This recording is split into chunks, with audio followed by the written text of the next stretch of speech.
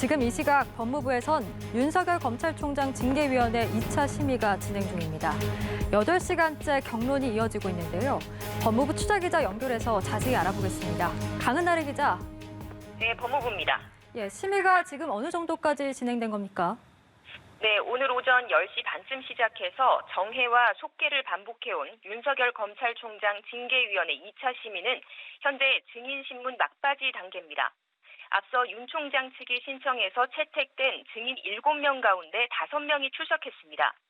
징계위는 윤 총장 징계 청구 사유 6가지 중에서도 가장 쟁점이 되고 있는 판사 사찰 의혹과 관련해 문건 작성자인 손준성 대검 수사정보 담당관 신문이 오전에 가장 먼저 진행됐습니다.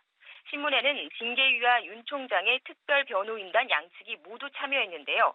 오후에는 박영진 울산지검 부장검사가 나와서 채널A 사건 수사방해 혐의에 대해서 증언했고, 이어 윤 총장에 대한 대검 감찰부 조사와 관련해서는 유혁 법무부 감찰관과 이정화 대전지검 검사 신문이 있었습니다. 지금은 마지막 순서로 한동수 대검 감찰부장의 신문이 진행 중입니다.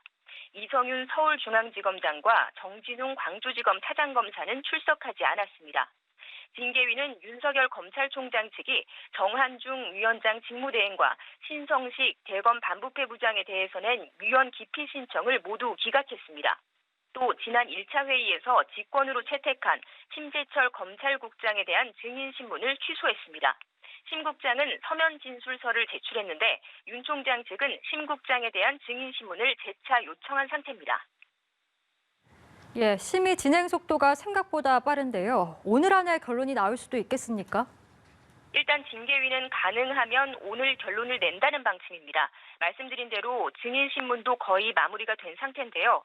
하지만 이후에 이어질 윤 총장 측 최후 의견 진술과 징계위 토론, 의결 과정이 길어진다면 하루 더 심의할 가능성도 배제할 수 없습니다.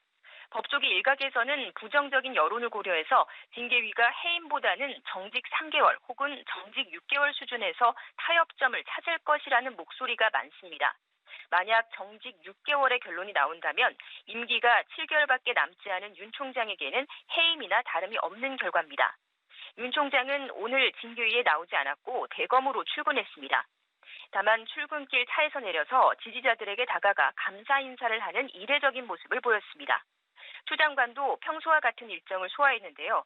취재진 앞에서는 말을 아꼈지만 개인 SNS에 꺾일 수 없는 단단함으로 이겨내고 단련돼야 한다고 적었습니다.